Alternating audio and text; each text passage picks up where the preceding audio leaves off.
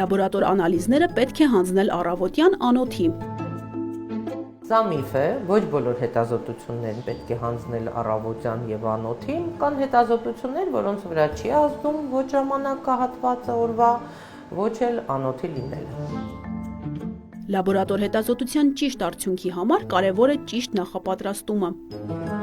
Սա իրականություն է, շատ կարևոր է ճիշտ նախապատրաստվելը, չունենալ առավոտյան ֆիզիկական ծանրաբեռնվածություն, չօգտագործել ծխախոտ, ժամանակին գալ եւ հանձնել բոլոր հետազոտությունները։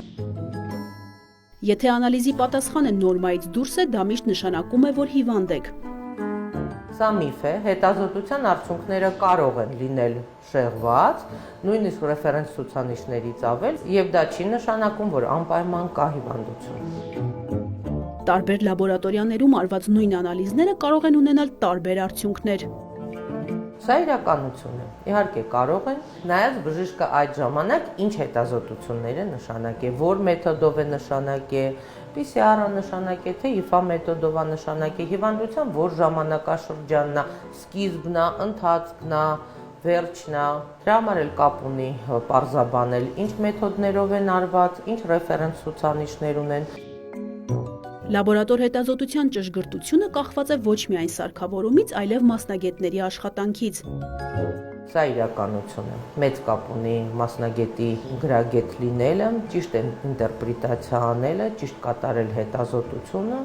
եւ պատշաճ տալ արդյունքները։ Անտիբիոտիկների եւ այլ դեղերի ընդունումը կարող է ազդել լաբորատոր հետազոտության արդյունքների վրա։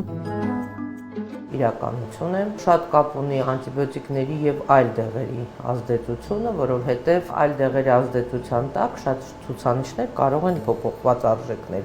ունենան եւ դրա համար շատ ցանկալի կլինի, երբ բուժառուն տեղեկացնում է արյունը հանձնելիս, արդյոք նա օգտագործում է որևէ մի դեղորայք, թե ոչ։ Եթե անալիզը մեկ անգամ նորմալ է եղել, այն կրկնելու կարիք այլևս չկա։